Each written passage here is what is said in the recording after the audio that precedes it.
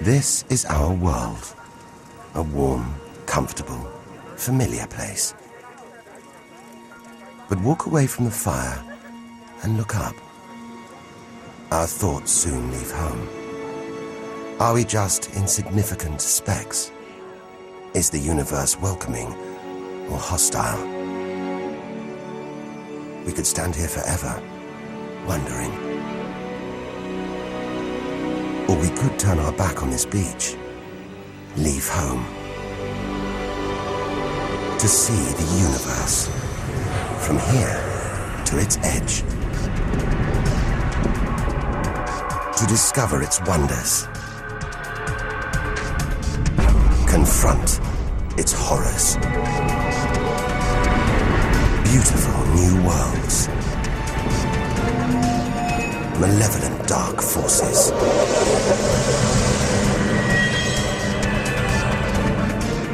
The beginning of time. The end of the world. Would we have the courage to see it through? Or would we run for home? There's only one way to find out.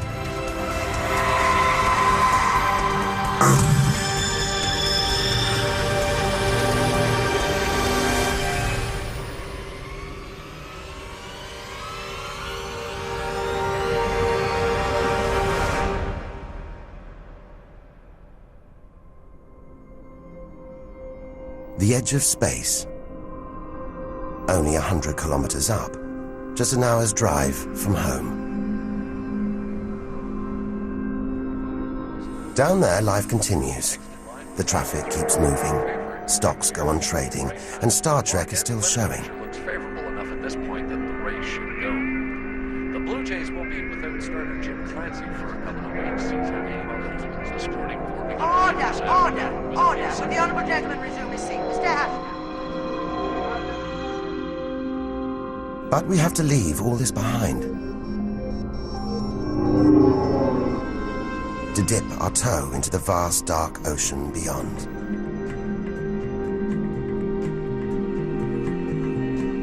Into the shallows. Not too far from home. Onto the moon.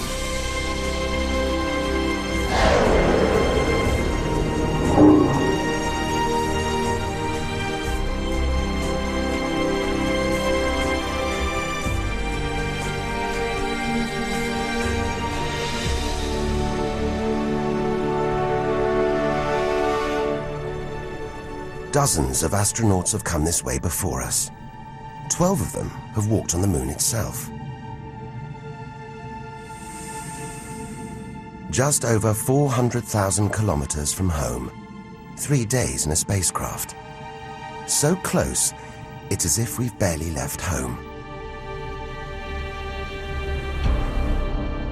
Familiar, safe, within sight of Earth.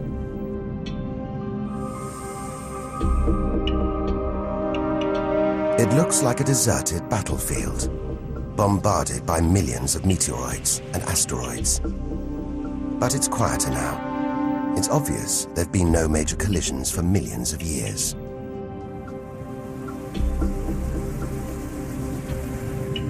This brings back memories.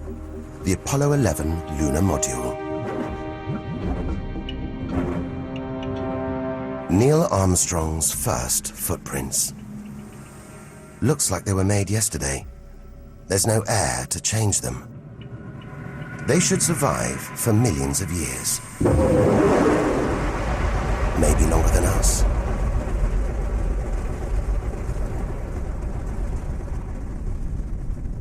Our time is limited. We need to take our own giant leap. Further than any human has ever traveled.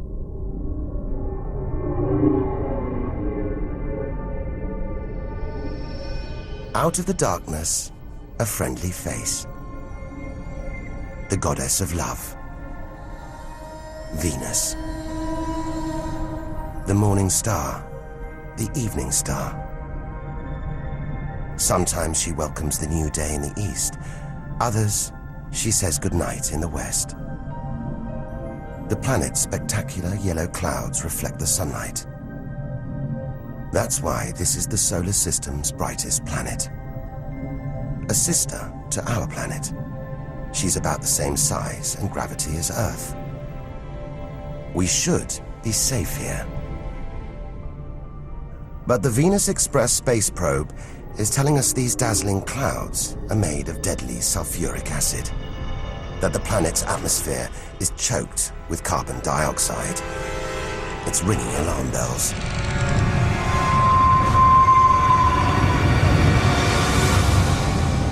Venus is one angry goddess. The air is noxious, the pressure unbearable, and it's hot, approaching 500 degrees Celsius. Stay too long and we'd be corroded, suffocated, crushed, and baked.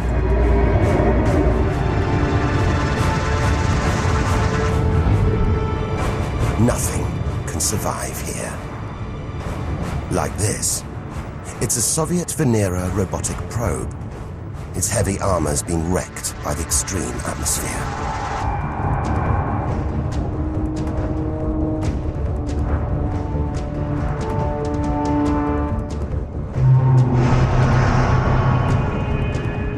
So lovely from Earth, up close, this goddess is hideous.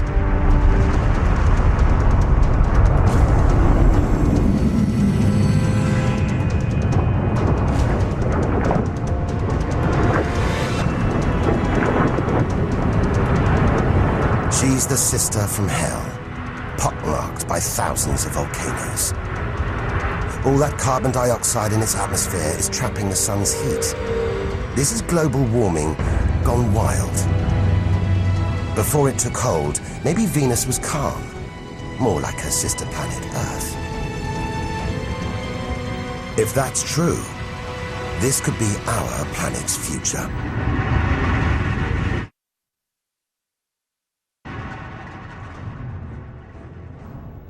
Beginning to think we shouldn't be out here, that we should turn back.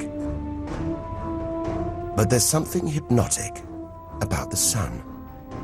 Like Medusa, too terrible to look at, too powerful to resist, luring us onwards. On, like a moth to a flame. Dwarfed by, scorched by the sun, it's Mercury. Get too close to the sun, this is what happens. Temperatures swing wildly here. At night, it's minus 170 degrees. Come midday, it's 400 plus. Burnt, frozen, and look at those scars. A sign that Mercury had a violent past. The Messenger space probe is telling us something strange. For its size, this little planet has a powerful gravitational pull. It must be heavier than it looks. It's like a huge ball of iron, covered with a thin veneer of rock, the core of what was once a much larger planet. Maybe a stray planet slammed into Mercury, blasting away its outer layers in a deadly game of cosmic pinball. Whole planets on the loose, destroying anything in their path, even entire planets. And we're in the middle of it. Vulnerable, exposed, small. Everything is telling us to turn back. But who could defy this? The sun, in all its mesmerizing splendor.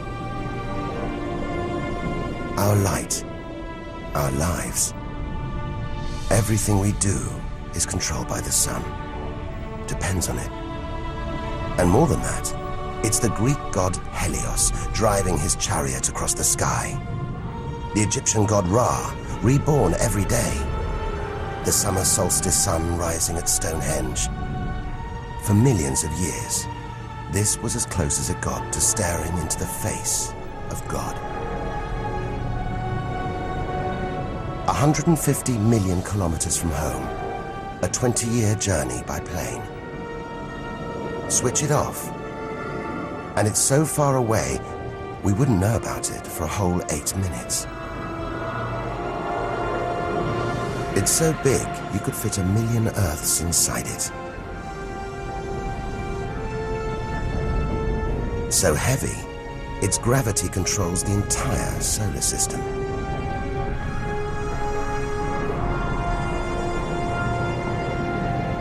But who needs numbers?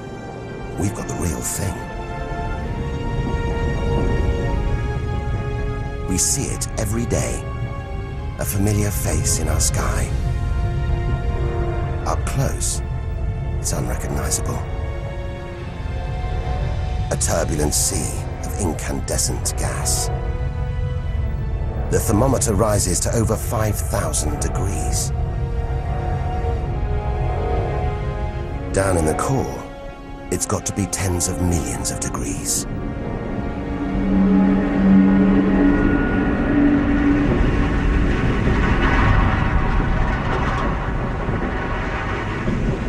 Hot enough to trigger a nuclear reaction, turning millions of tons of matter into energy every second. More than all the energy ever made by mankind. Back home, we see this energy as light, feel it as heat. But up close, there's nothing comforting about the sun.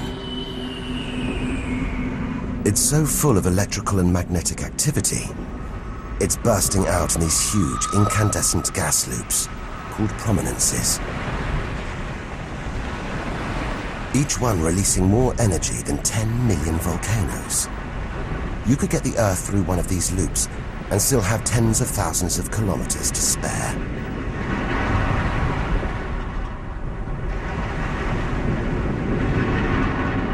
And where they burst through, it's exposing the cooler layers below, making sunspots. They're a fraction cooler than their surroundings. It's why they look black, but they're still hotter than anything on Earth. And they're massive too. Some of these are at least 50,000 kilometers across. A solar flare. A superheated stream of electrified gas blasting deadly radiation out into space. But one day, all this will stop. The sun's fuel will be spent.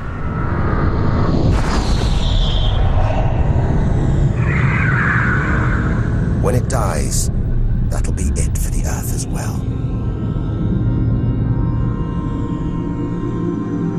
This God creates life and destroys it, demands we keep our distance.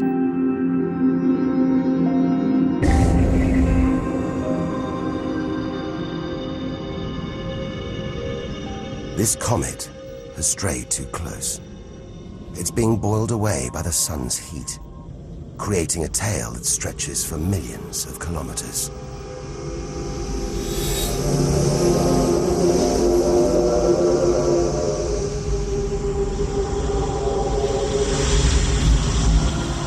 It's freezing in here. There's no doubt where this comet's come from. The icy wastes of deep space. But look at all this steam, the geysers and dust. It's the sun again, melting the comet's frozen heart. A kind of vast, dirty snowball, covered in grimy tar. Tiny grains of what looks like organic material, preserved on ice since, well, who knows when. Maybe even the beginning of the solar system. Say a comet like this crashed into the young Earth billions of years ago. Maybe it delivered organic material and water, the raw ingredients of life. It may have even sown the seeds of life on Earth that evolved into you and me.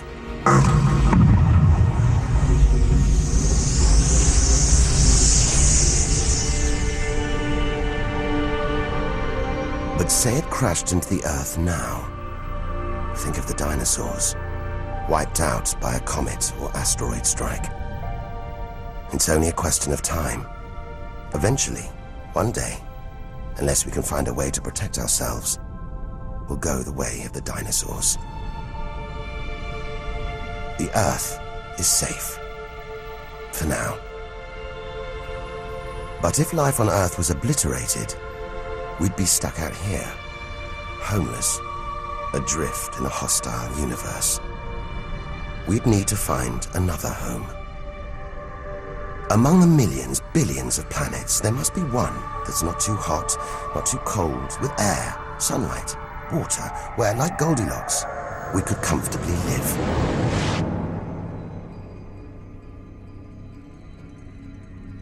The red planet. Unmistakably, Mars. For centuries, we've looked to Mars for company, for signs of life.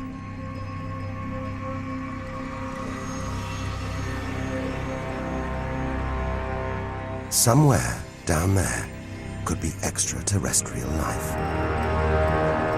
But are we ready to find it? Ready to rewrite the history books, to tear up the science books, to turn our world upside down? What happens next could change everything.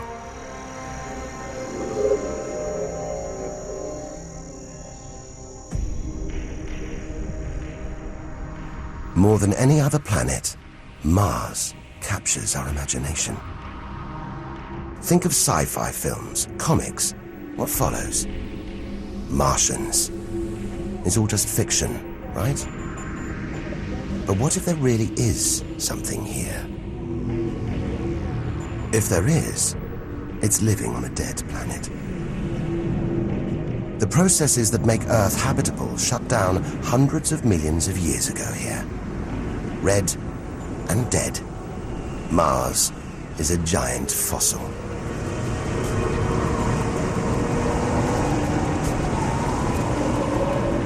Something's alive. A dust devil. A big one. Bigger than the biggest tornadoes back on Earth.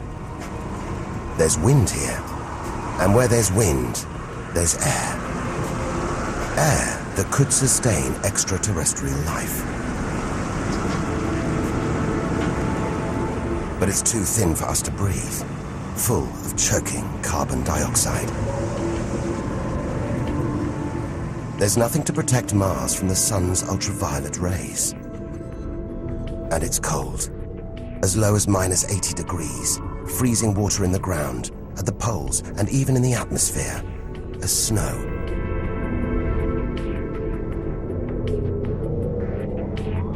It's hard to believe anything could live here. But on Earth, there are creatures that survive in extreme cold, heat, and even in the deepest ocean trenches.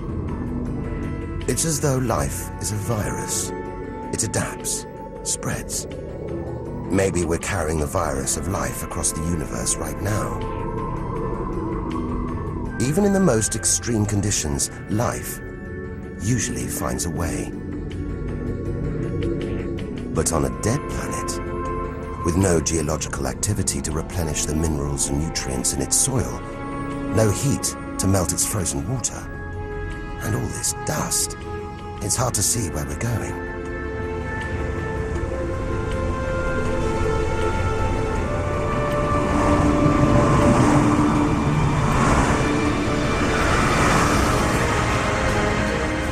But we can't miss this.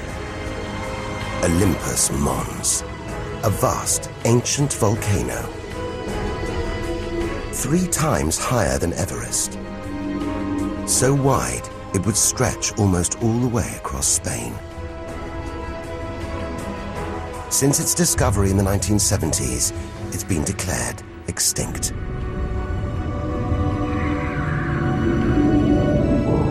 It looks like there's something happening on its slopes. It's as though lava has been flowing. But any lava flows should be long dead, obliterated by meteorite impacts. Unless this monster isn't dead after all. If it's not, there could be molten magma beneath the crust right now. This changes everything. Volcanic activity could be melting frozen water in the soil, recycling minerals and nutrients, creating conditions for life to exist.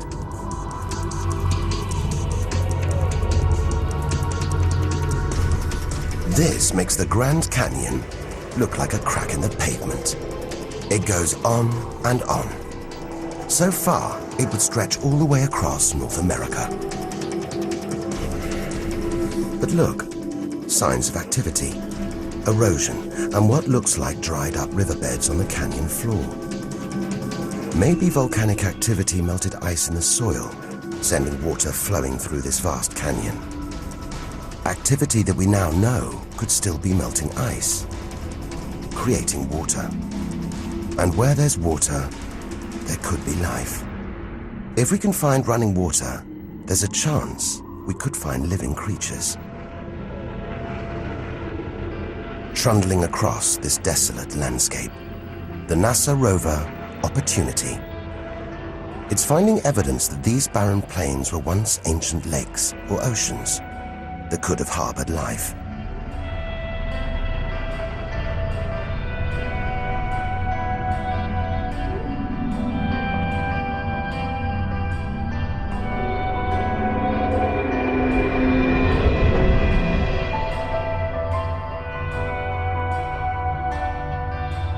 Look at these gullies. When probes orbiting Mars pass over them, they keep spotting new ones. More proof that Mars is alive and kicking. That there may be water flowing beneath the surface, creating these gullies. Water which could be sustaining Martian life.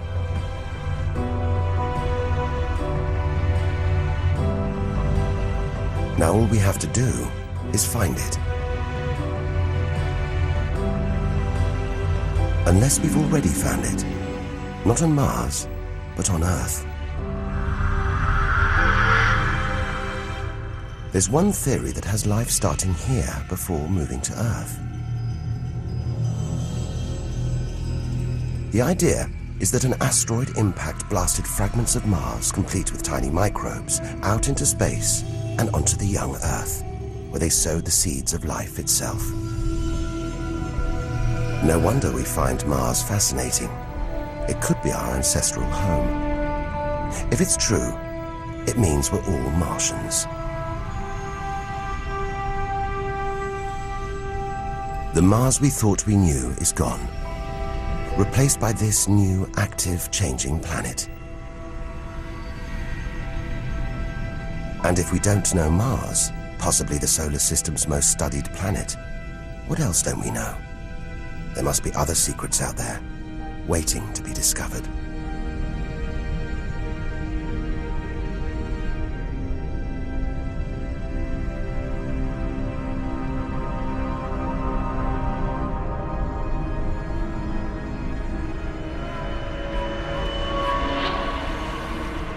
This is getting scary. It's like being inside a giant computer game.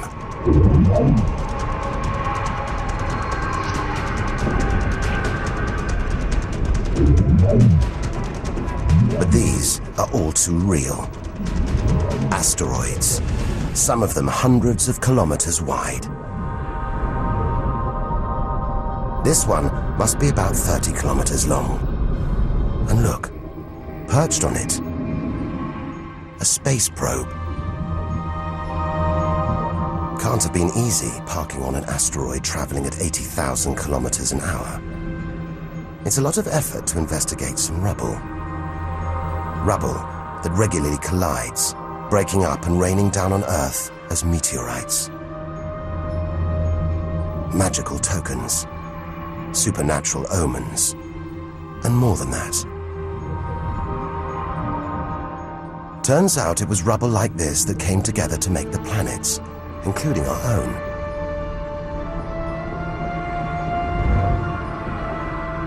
So by dating the meteorites we find on Earth, we know the planets were born 4.5 billion years ago.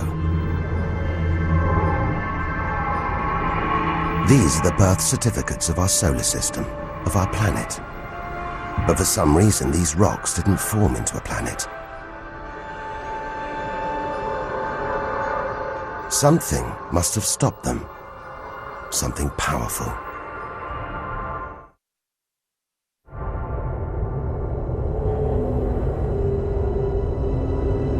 Jupiter. What a monster. At least 1,000 times bigger than Earth. So vast, you could fit all the other planets inside it. Something this big is going to have a major effect on its neighbors. Its gravity is stopping the asteroids from forming a planet. And just look at it. It's stunning. But up close, maybe things aren't quite what they seem. This huge planet is almost all gas. Land here, and we'd sink through its layers, maybe never hitting a solid surface. And Jupiter's good looks, the product of extreme violence. It's spinning at a huge rate, whipping up winds to hundreds of kilometers an hour, contorting the clouds into stripes, eddies, whirlpools. And this, the legendary Great Red Spot. The biggest, most violent storm in the solar system. At least 3 times the size of Earth. It's been raging for over 300 years. All those churning clouds have sparked an electrical storm. Just one bolt is 10,000 times more intense than any at home.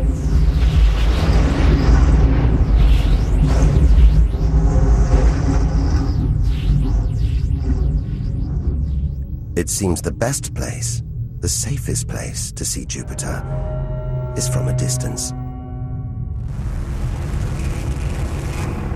That's just beautiful, dancing round the poles like the aurora back home.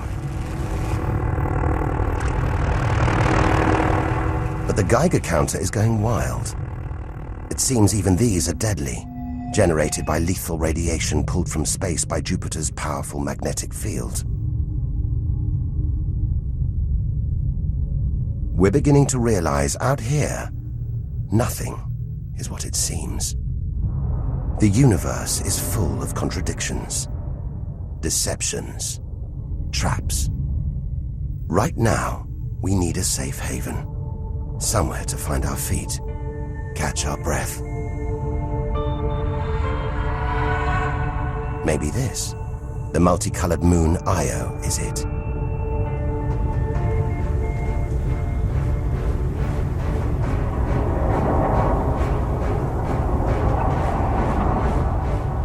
Those pretty colors, a molten rock, sulfur, volcanoes, spewing burning hot ash and sulfur hundreds of kilometers into the air. This is no safe haven. This is the most volatile place we've seen since the sun. Our magical journey to the edge of the universe is turning into a desperate flight. We've got to keep believing, hoping that amidst the dangers, there are wonders waiting to be discovered.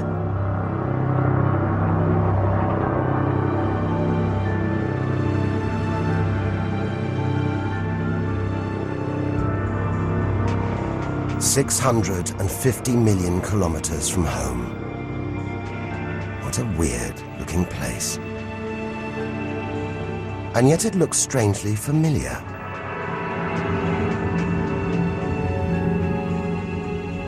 A bit like the Arctic with all that ice, all those ridges and cracks.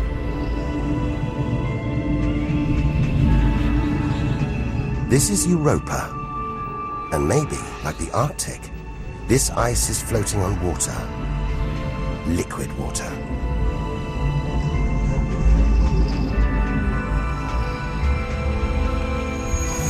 It's an intriguing thought.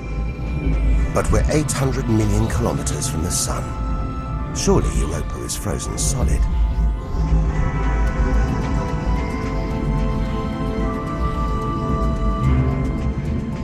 Unless Jupiter's gravity is creating friction deep inside, stopping Europa from freezing solid, allowing life to develop in the waters beneath its frozen crust. We might be meters away from aliens. From a whole ecosystem of microbes, crustaceans, maybe even squid. The only thing between us and the possibility of alien life, this layer of ice. But until we send a spacecraft to drill through the ice, Europa will remain one of the solar system's greatest mysteries.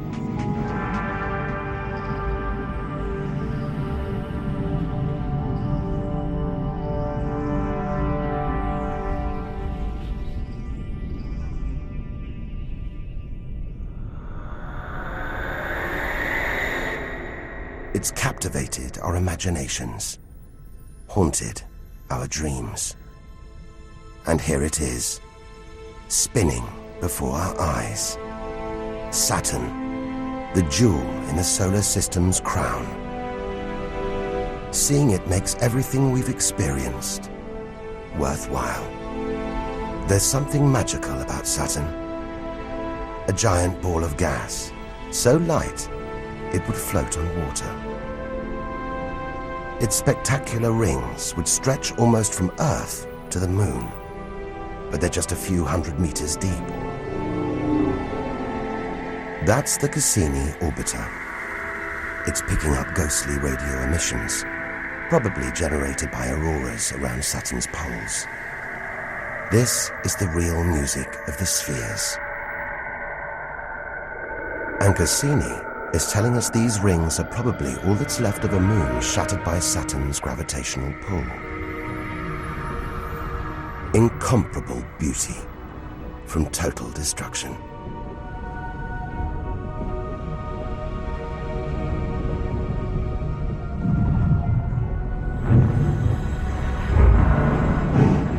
Billions of shards of ice, some as small as ice cubes, others the size of houses.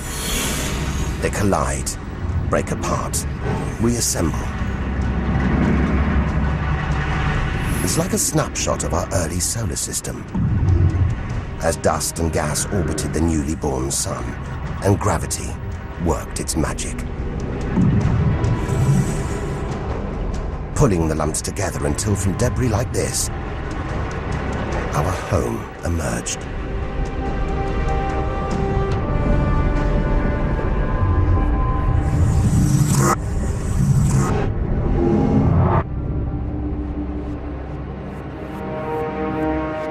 We could stay here forever, gazing at Saturn's seductive allure. But we have to drag ourselves away. We've got so much further to go, so much more to learn. Which isn't easy when the largest object in sight is this moon, wrapped in thick clouds. Titan.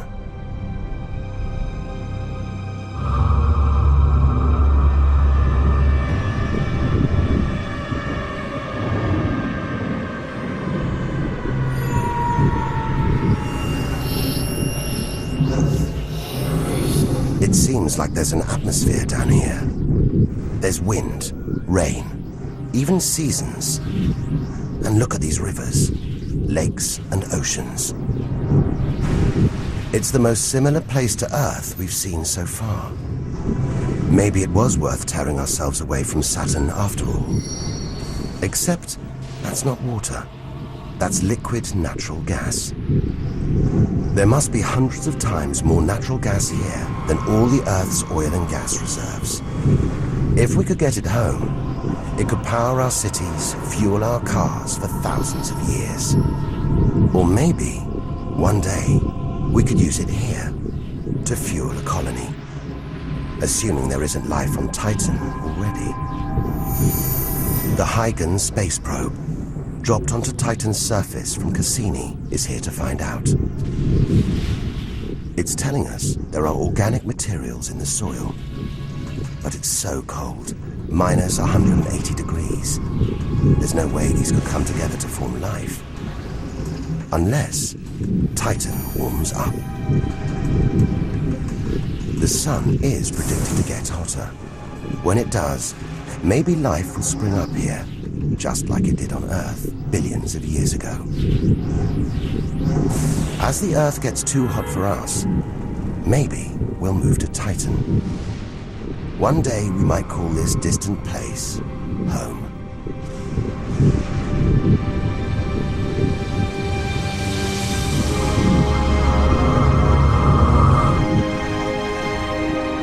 Home.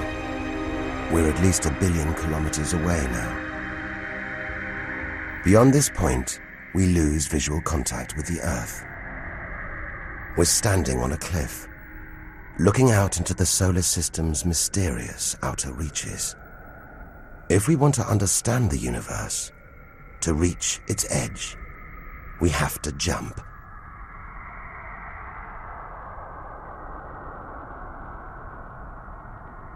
Unseen from Earth, unknown for most of history, we're in the solar system's outer reaches. It's like diving down into the deep ocean.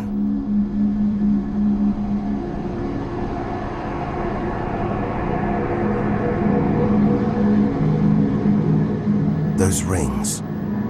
It looks like Uranus has been tilted off its axis, toppled over by a stray planet.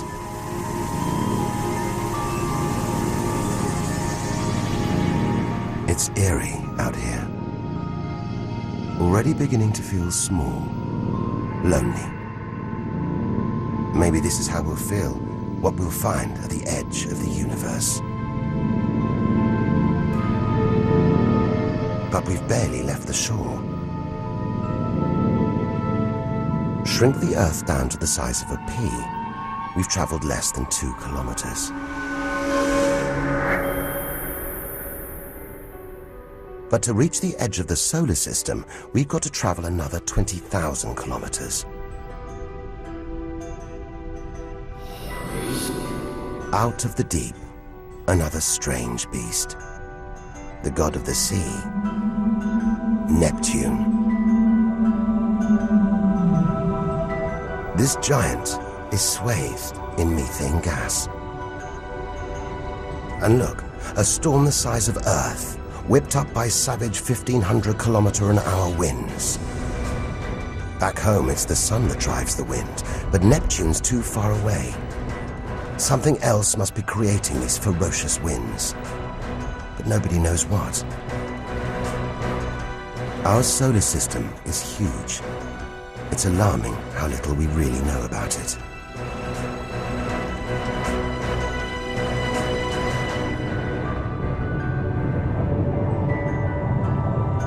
Plunging deeper, something to cling to. After all those balls of gas, a solid moon. Triton. Solid, but not stable. Just look at these geysers, cosmic chimneys pumping out strange soot. And this moon is going round Neptune in the opposite direction to the planet's spin. A cosmic battle of wills that this angry moon is always going to lose. Neptune's massive gravity is pulling on Triton, slowing it down, reeling it in.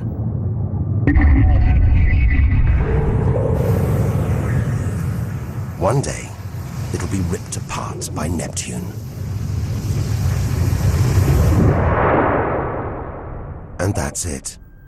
No more moons, no more planets to see in our solar system. It's getting colder.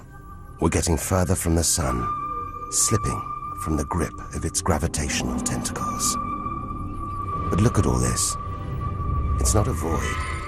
It's teeming with frozen rocks, icy spheres, like Pluto. Until recently, it seemed Pluto was alone. Beyond it, nothing. We were wrong. More frozen worlds. Discoveries so new, nobody can agree what to call them. Plutinos, ice dwarfs, cubanos, whatever the name, the implications are the same. Our solar system isn't the neat model we thought it was. Over 13 billion kilometers from home, the most distant thing ever seen to orbit the Sun, another small icy world called Sedna, discovered in 2003. Its orbit takes 10,000 years and sends it 130 billion kilometers from the Sun. Hang on, there's something else out here. 16 billion kilometers from home, the space probe Voyager 1. If it wasn't for this bundle of aluminium and antennae, we'd have no images of the giant planets, no clue about their strange moons. It's traveling 20 times faster than a bullet, sending messages home.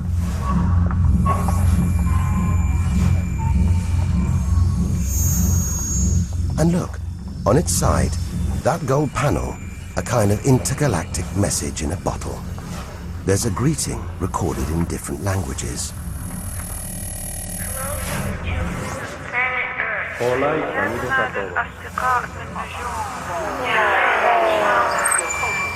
And a map showing how to find our solar system. But if you're in the jungle, is it wise to call out? Anyone, anything could hear our call, find out where we live, and come knocking, friendly or not. A cloud of cosmic icebergs stretching for what seems like forever. They look like the comet we saw earlier.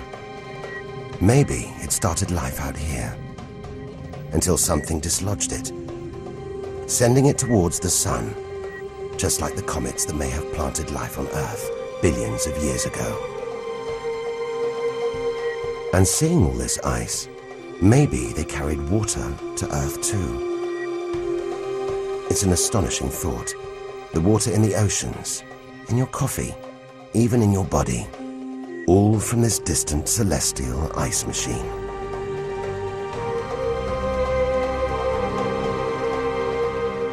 We're 8 million, that's 8 trillion kilometers from home. But in reality, this is only a baby step. Ahead, trillions of kilometers, billions of stars. This is it. Time to stop looking in and start looking out. To step out into the big, wide universe. Into interstellar space.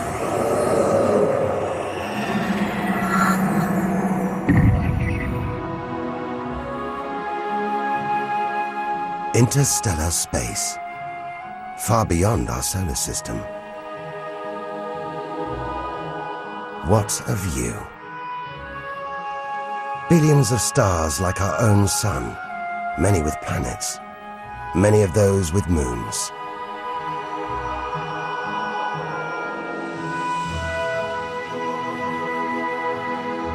It's hard to know which way to go. There are infinite possibilities in every direction.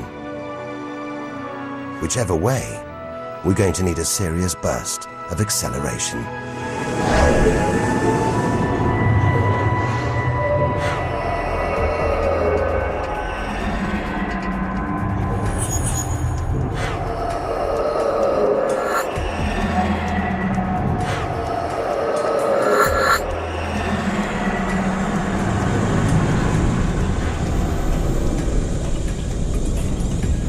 $40 trillion kilometers from home.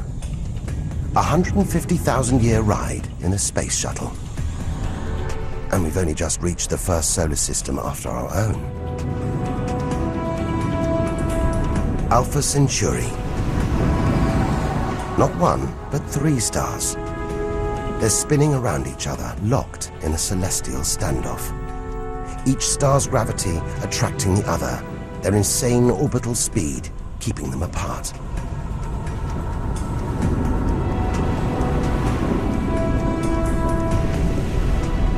Get between them, and we could be flung into the face of one of these stars. Vaporized, trillions of kilometers from home, So far, the kilometers are becoming meaningless. We're going to have to talk in light years. A beam of light takes 1 year to travel 10 trillion kilometers. So 40 trillion kilometers is 4 light years from home. It's crazy. Distances so vast, they're almost beyond comprehension.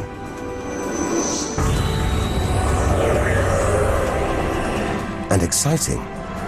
Who knows what strange worlds lie ahead? What we'll discover when, if we reach the edge of the universe.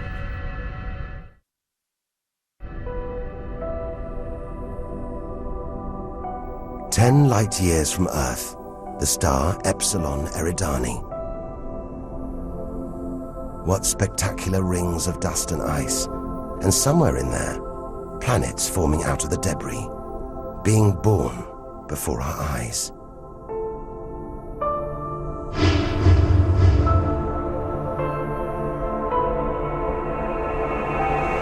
Asteroids and comets everywhere.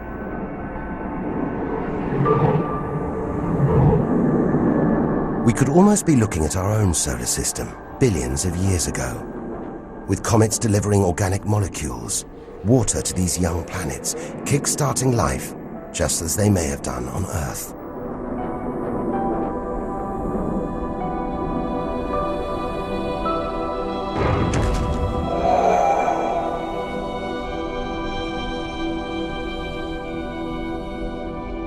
At the center of all this action, a star smaller than our sun. It's still in its infancy. Any life in this solar system would be primitive at best.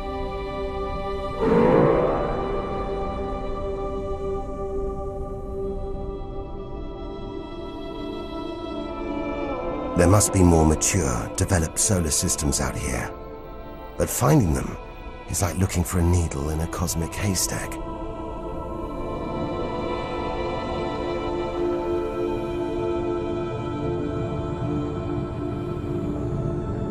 "20 light years from Earth.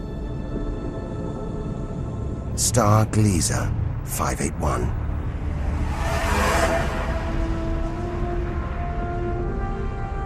It's about the same age as our sun.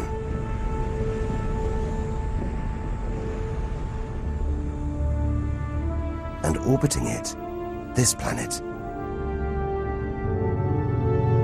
It's just the right distance from its sun. Any closer and water would boil away. Any further and it would freeze. Ideal conditions for life to have evolved.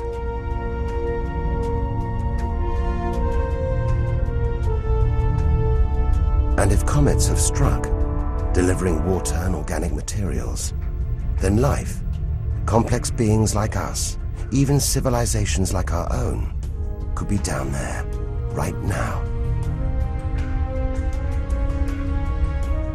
And if there are, even at this distance, they could be tuning into our TV signals, watching shows from 20 years ago. And here's your host, Joe Dublin. But until future generations can find a way of communicating over these vast distances, all we can do is speculate. Us and them, living parallel lives, unaware of each other's existence. Unless life has been and gone.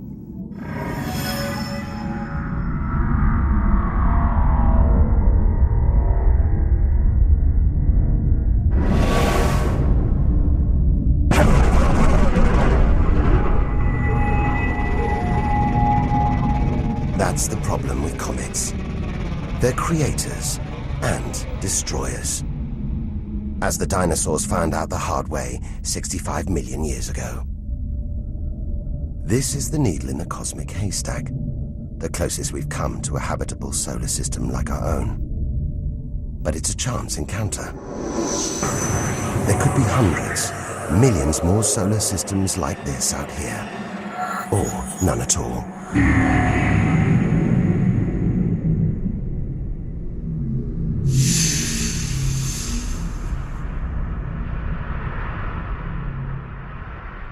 This is vast. And look, it's the planet Bellerophon.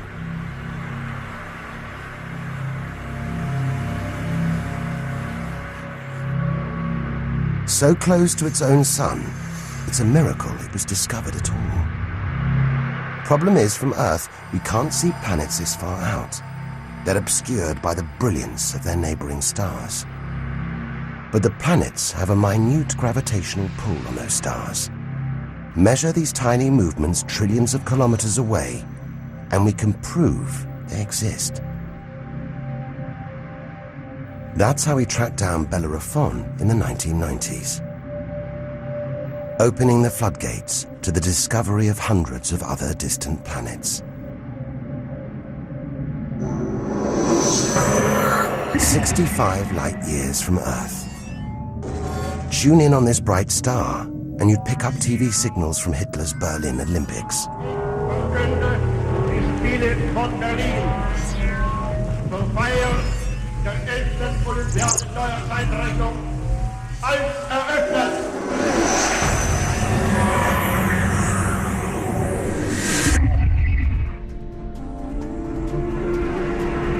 Twin stars.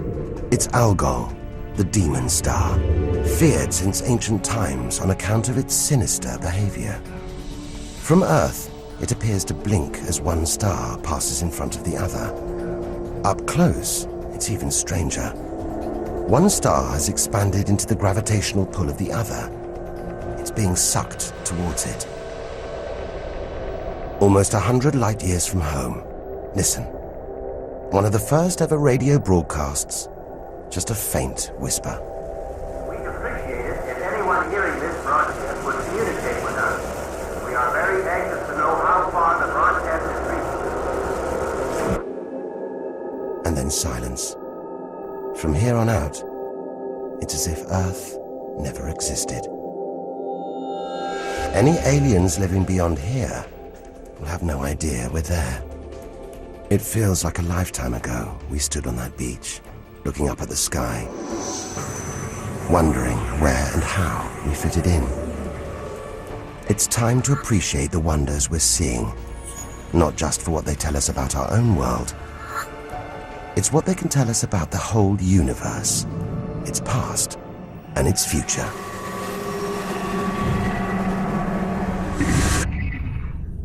Deep inside our galaxy, the Milky Way, a vast celestial library, each star a book with a story to tell. It's all here, waiting for us to lift the cover. The seven sisters, daughters of the ancient Greek god Atlas, transformed into stars to comfort their father as he held the heavens on his shoulders.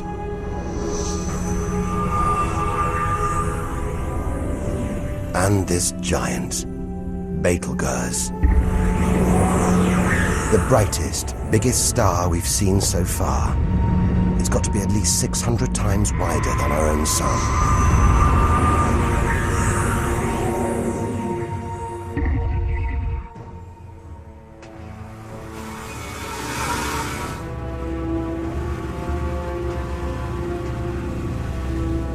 But this, it's not a star.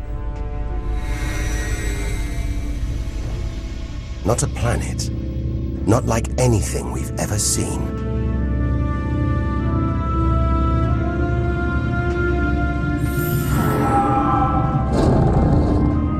A ghostly spectre, more than 1,300 light years from Earth. Orion's dark cloud. Dust and gas, so dense it's shrouding us, shutting us off from the universe outside. There, deep inside, a ball of light, pulling the dust and gas towards it, heating up, merging into a ball of burning, hot gas. Like a star, like our sun, in miniature. It's millions of degrees inside it. So hot, it's beginning to trigger nuclear reactions, the kind that keep our sun shining. Making energy, radiation, light. A star is being born.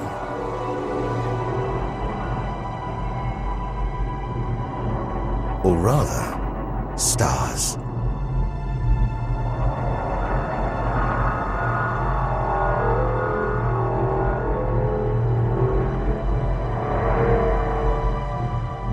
Orion's dark cloud is a vast star factory. We're witnessing the birth of the future universe.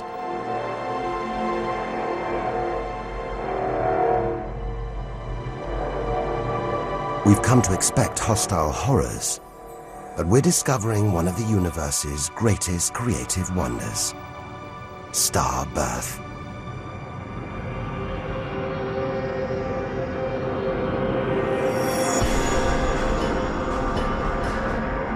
Perhaps we spoke too soon.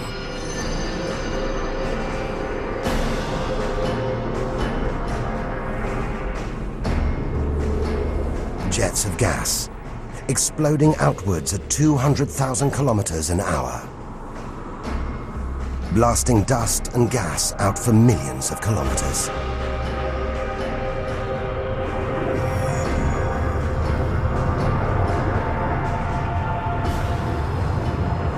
It's unbelievably violent, but look at the results. It's beyond words.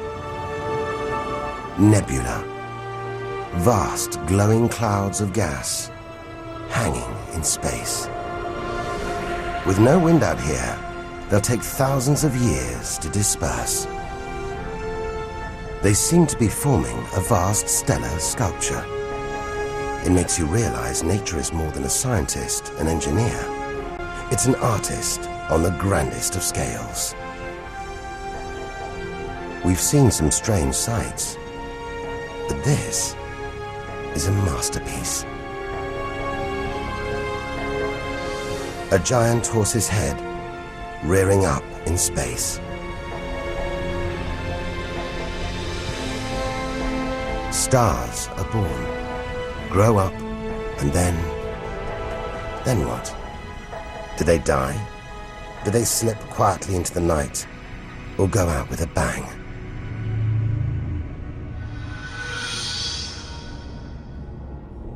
Somewhere between here and the edge of the universe lies the answer.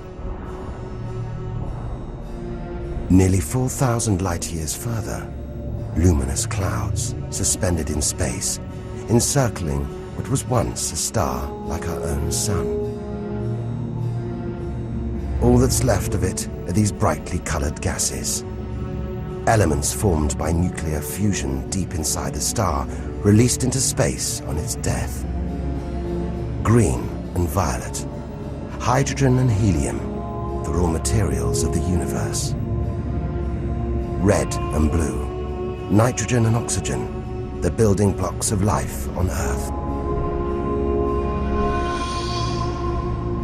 For us to live, stars like this had to die. The oxygen in our lungs, the nitrogen in our DNA, it was all produced by nuclear fusion in stars that died long before the Earth was even born. We are made of stellar nuclear waste. Our family tree begins here.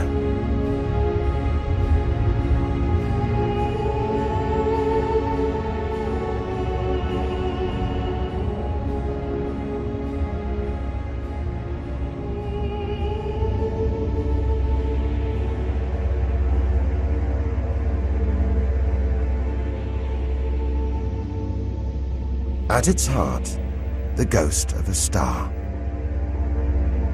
It's a white dwarf. White, hot, small, but unbelievably dense. In the star's dying moments, its atoms fused and squeezed together, making it so dense that just a teaspoon of this white dwarf would weigh 1 ton.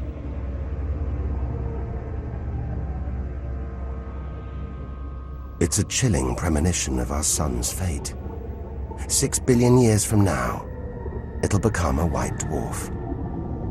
Its death will herald the end of life on Earth. It makes you wonder how many other worlds have been and gone. Stories left untold. Celestial books lost forever.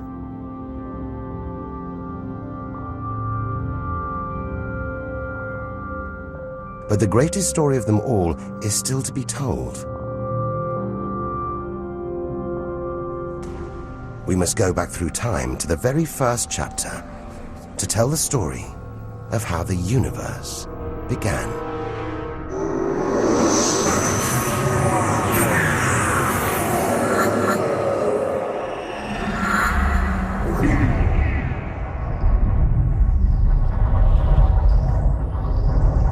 The scattered remains of a dead star. A nebula, the Crab Nebula. We're 6,000 light years from home, deep inside a stellar graveyard.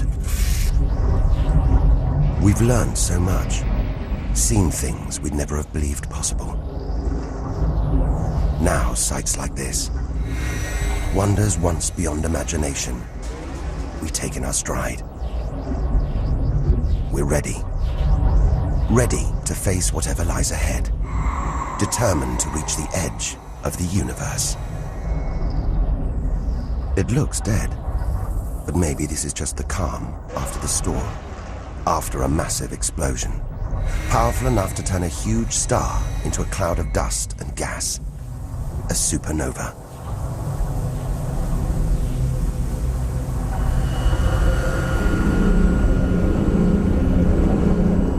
The eye of the storm, a spinning, pulsating star, a pulsar.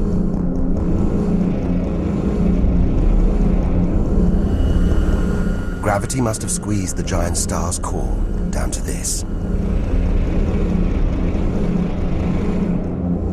It's just 20 kilometers across, unimaginably dense. One pinhead of this would weigh hundreds, maybe millions of tons. As it shrank, like a figure skater spinning on the spot, arms outstretched, then pulling them in, it began to spin faster. Two beams of light, energy, radiation, spinning 30 times a second, powering the huge cloud of dust and gas. There's so much radiation here, more even than on the sun.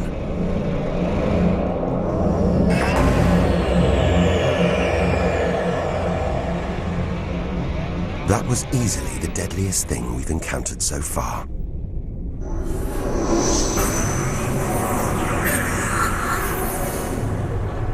Once, it would have terrified us. But now we realize that without the dangers, there'd be no wonders. Without the nightmares, there'd be no dreams.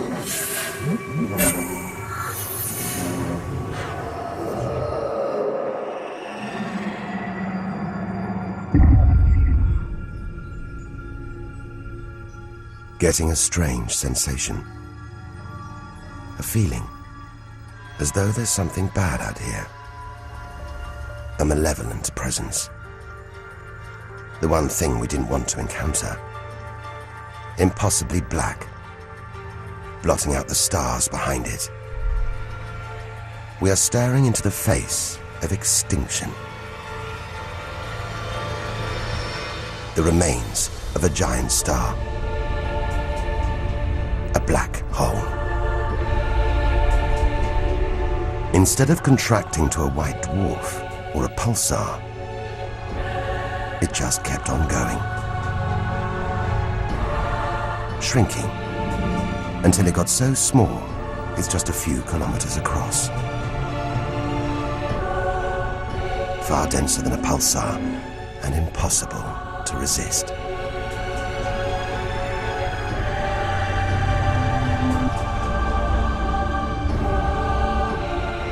Stray too close, and there's no turning back. Now we know why it's a black hole. Its gravity is so intense, not even light can escape. This asteroid, it's a lump of solid rock, but it's actually stretching, being dragged towards the gaping hole. Inside, there's no matter as we know it. No time, no space. All the rules of physics collapse.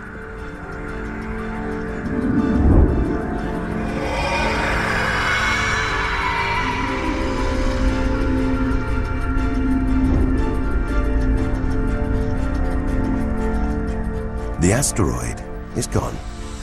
Truth is, nobody really knows where. We're looking at the limit of human understanding. There could be millions of black holes creeping around our galaxy. More perhaps than all the stars in the sky. But we wouldn't see them until it was too late.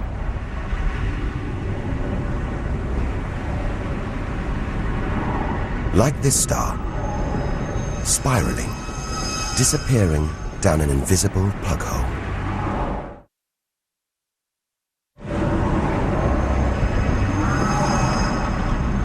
Who's to say we don't live inside a vast black hole? That the whole universe isn't inside one right now, inside another universe. Think about it for too long, and your mind reels. Sometimes it feels like the more we see, the less we know. But we do know our galaxy is more complex and more dangerous than we ever imagined. And we're still in our own galaxy, the Milky Way. The vastness of the universe beyond still lies ahead. The wonders, the dangers, the secrets, they're out there. But first, we've got to find a way out of the Milky Way.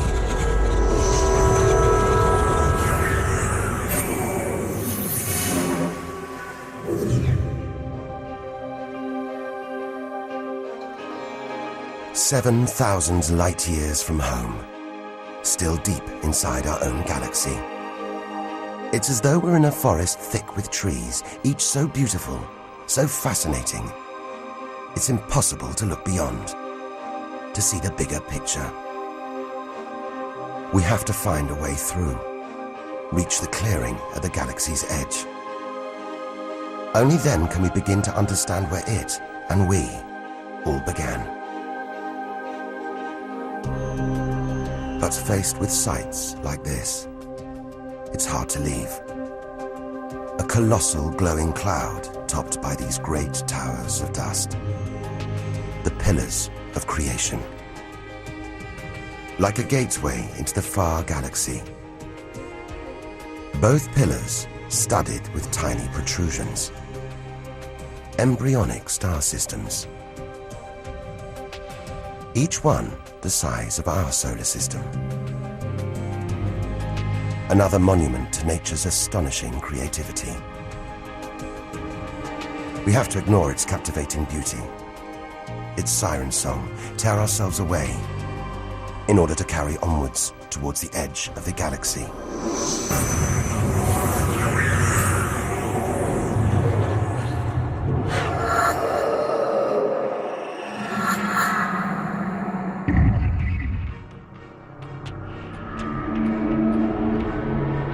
Dazzled by the Milky Way's beauty, we've been blinded to its terrors and strayed into a cosmic minefield. Like an explosion in slow motion, giant clouds of gas are bursting out of this star. A massive star, millions of times brighter than our sun. It's going into meltdown. The fuel that sustains it is running out. The nuclear reactions that power it winding down. We're watching its death throes. Eventually, the core will implode. The result, a new black hole.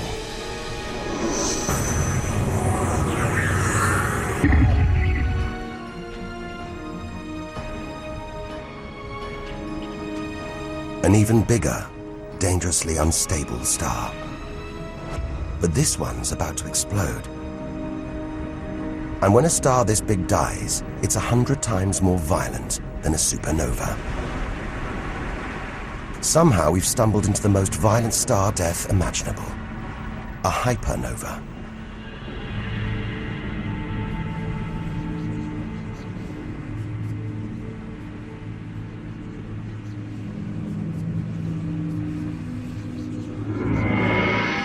the core's collapsed.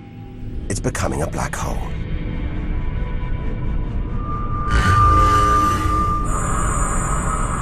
And that's the shockwave, surging through the star, ripping its outer layers into space.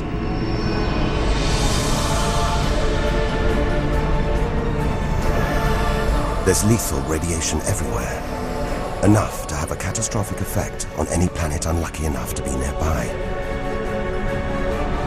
When virtually every species on Earth was wiped out 450 million years ago, the culprit may have been one of these.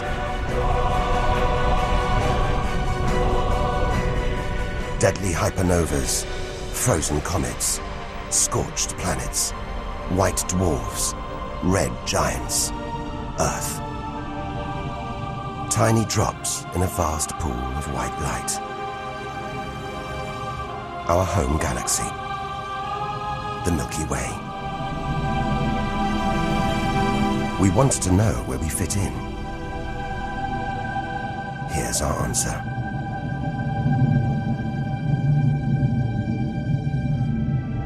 Civilizations, past and present. Everyone that's ever lived. The smallest bug, the highest mountain, all of it invisible. Not even a tiny speck.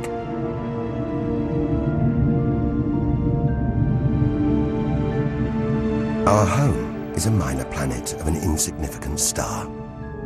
If it disappeared right now, who or what would even notice?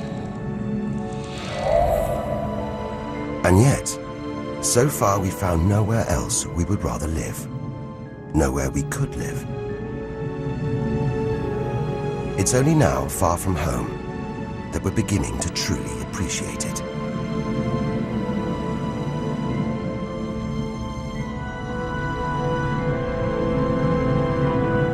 Look at all these stars. Hundreds of thousands of them. Surely one of these, more than one, must be capable of supporting life.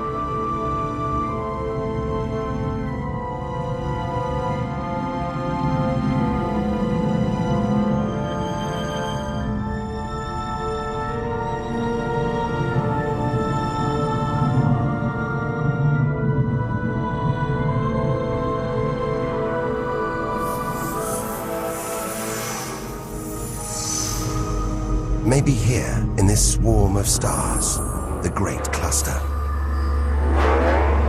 Back in the 1970s, astronomers sent a message in this direction, detailing the structure of our DNA and our solar system's location. But it's so far from home, the message won't arrive for at least another 25,000 years. We haven't found alien life yet. But neither have we found any reason to believe it isn't out here, somewhere. There's an equation, devised to estimate the number of other advanced civilizations. Crunch the numbers, and the result is shocking. There could be millions of civilizations, just in our own galaxy.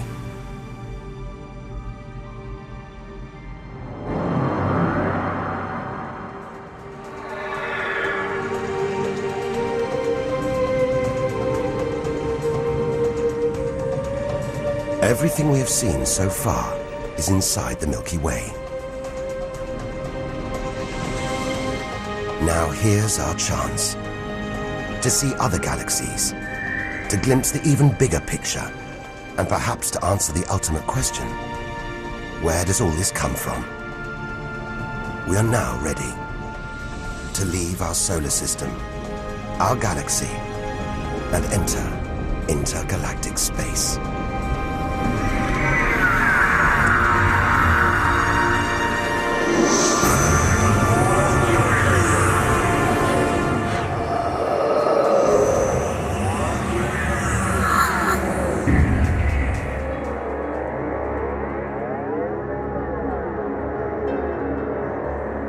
Beyond the Milky Way, through the vast expanse between galaxies, against all the odds, we've made it to intergalactic space.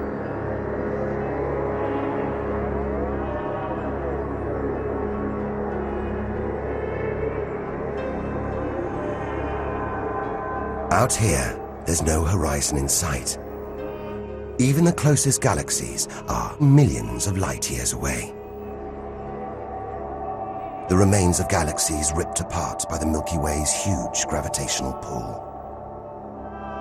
Scattered through, nothing.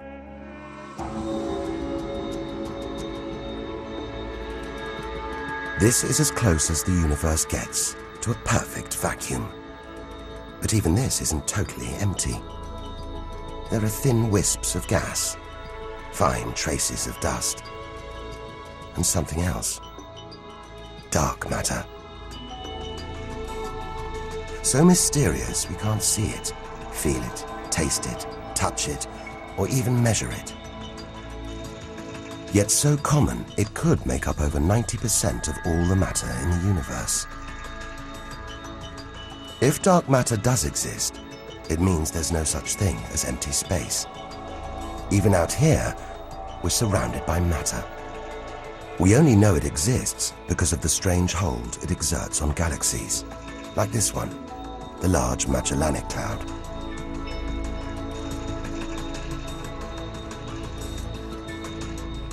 More than 6 billion years in today's fastest spacecraft, 160,000 light years from the Milky Way, at the edge of its gravitational reach. This galaxy should spin off into space, but something is holding it here.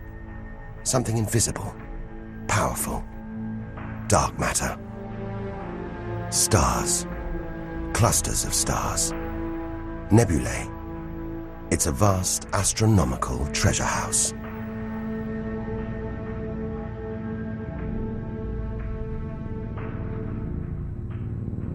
But look at this.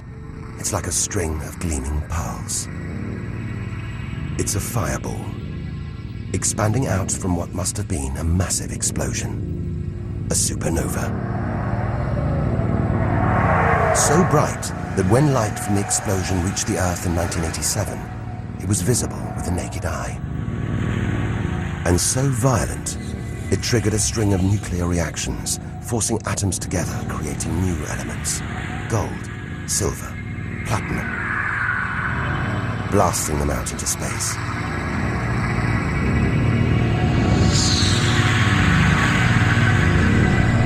The gold in the ring on your finger was forged in a massive supernova like this, trillions of kilometers away, billions of years ago. Before we left home, the universe seemed separate. Something out there, up in the sky. We were wrong. The story of the universe is the story of every one of us.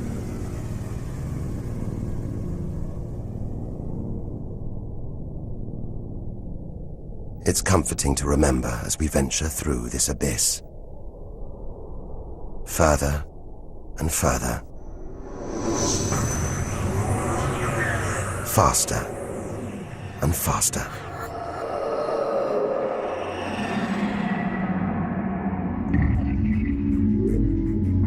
The Andromeda Galaxy, 2.5 million light years away. It's moving through space at nearly 1 million kilometers an hour. Everything in space is moving apart like shrapnel from an explosion. We're seeing this galaxy as it was when our ape-like ancestors first walked across the African plains.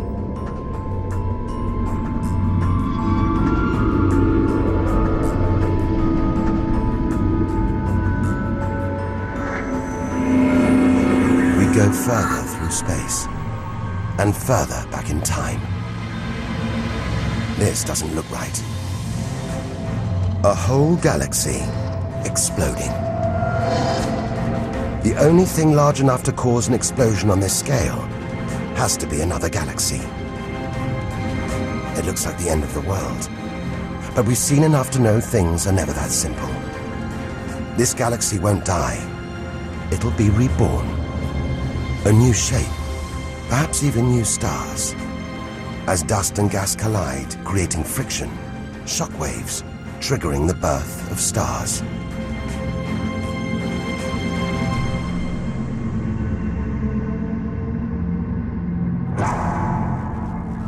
There's order in this chaos, a pattern behind the infinite variety, an endless cycle of birth and death, creation and destruction.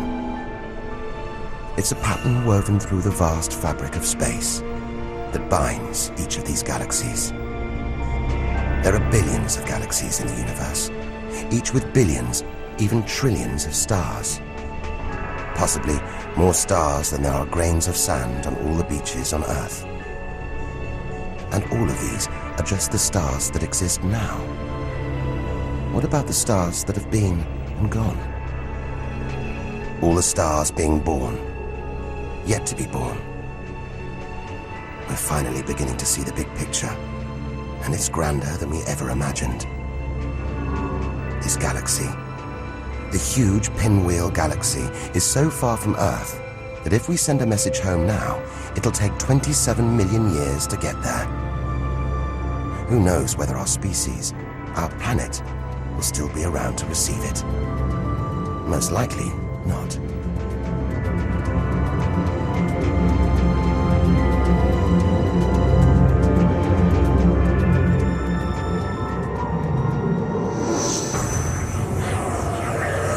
We travel on, back through time.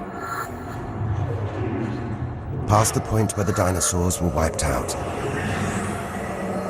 Past the moment where the first creatures clambered onto land.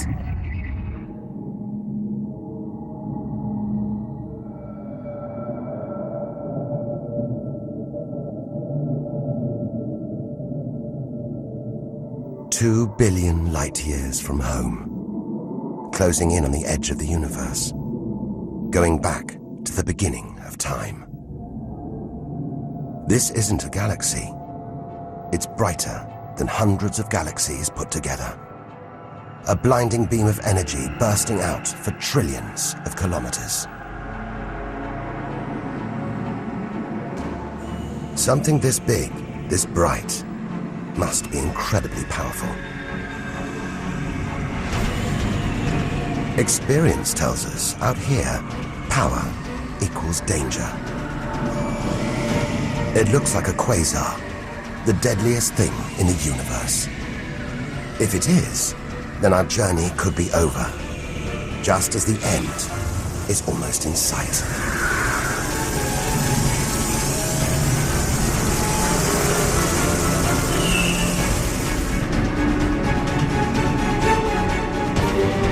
The deadliest, most powerful thing in the universe. A quasar. A swirling cauldron of super-hot gas, brighter than hundreds of galaxies.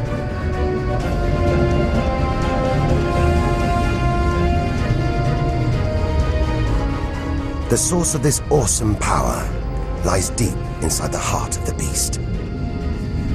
A heart of darkness. A supermassive black hole, as heavy as 1 billion suns.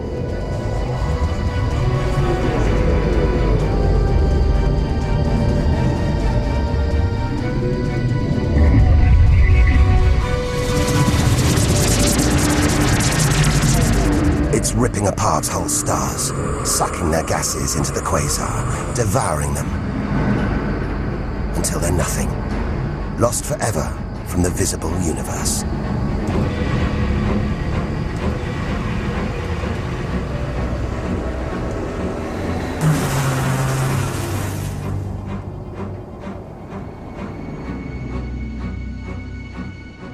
We've seen the worst the universe can throw at us, the most powerful and destructive forces the universe produces. Now it's on to the very edge of the universe. It's almost within reach.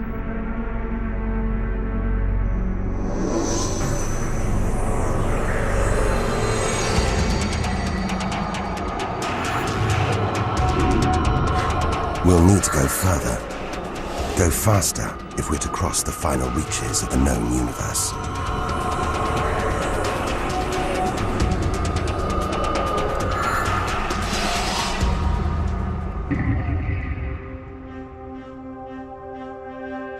Eight billion light years from home. More galaxies. But these look different. Ragged, small, close together. We're so far back in time, we're seeing these galaxies as they were before the Earth was even born. They're still young, still growing. We're getting closer to where and how it all began. 12 billion years ago.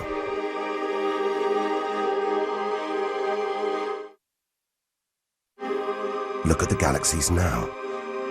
They're more like primitive plankton floating in a vast, dark ocean.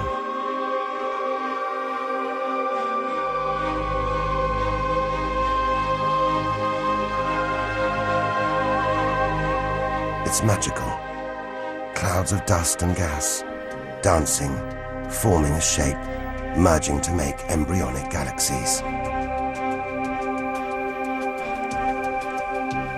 This is how our own galaxy was born.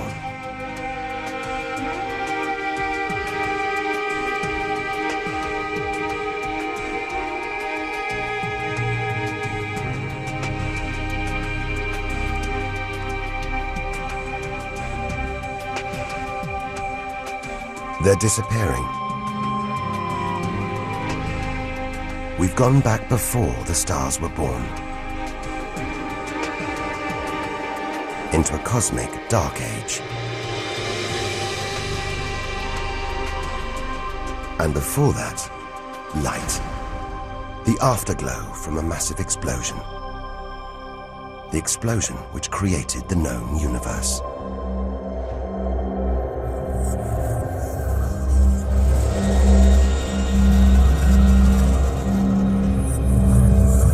We're almost there.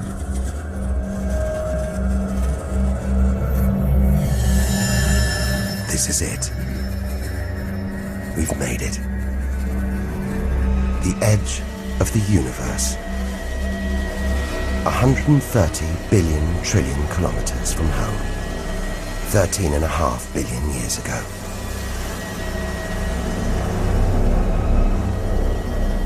The very instant of the Big Bang. The most violent, most creative moment in history. Everything that's ever happened follows from this moment.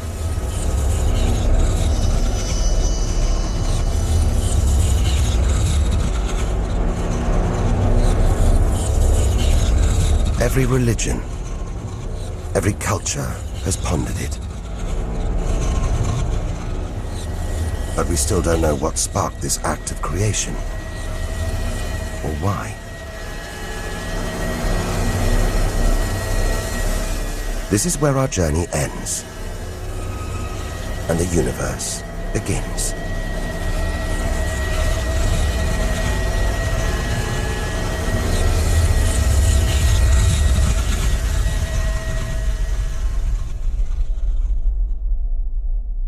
An infinitely hot, small, dense point erupts.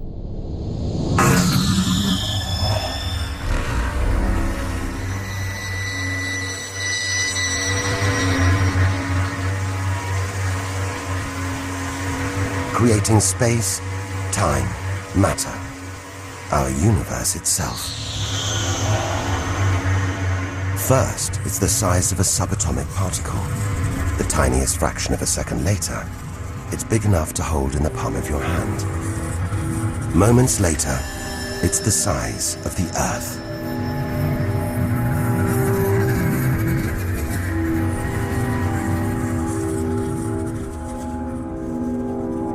Today, the light from the Big Bang is still spreading out as a hiss of radio static.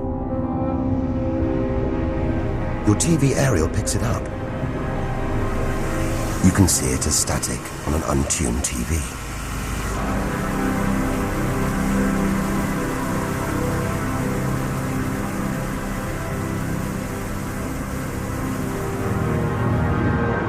We go on, forwards through time, riding the blast wave.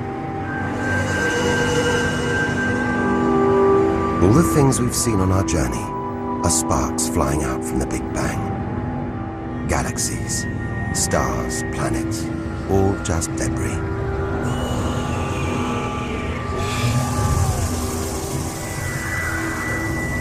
Back through our galaxy.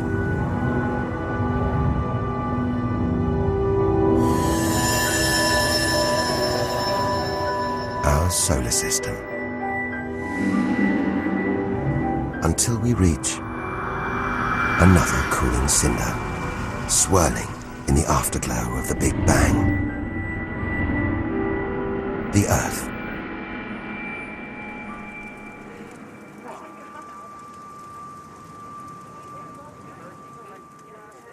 We had to go back to the past to see our future.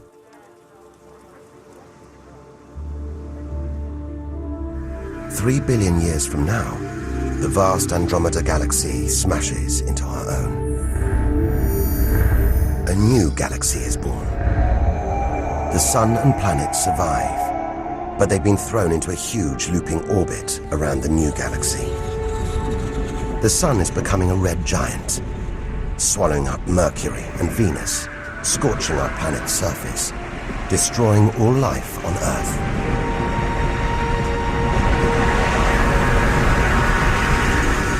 The sun dies, shrinking to a white dwarf. Neighboring stars are dying too, being replaced by white dwarfs, pulsars, black holes. The lights are going down on the galaxy.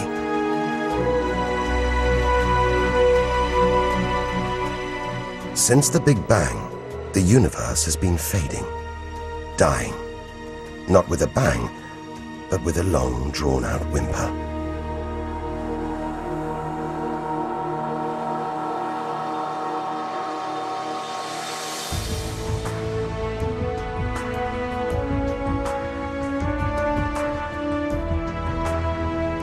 But there could be a way out, an escape route from our dying universe.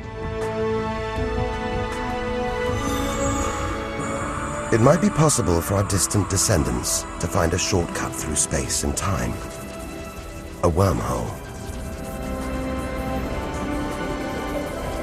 If there are other universes, it could take our descendants from our doomed universe into a parallel one, where they could find another Earth, still in the prime of life. If they're lucky enough, they will live on in a new universe, a new home.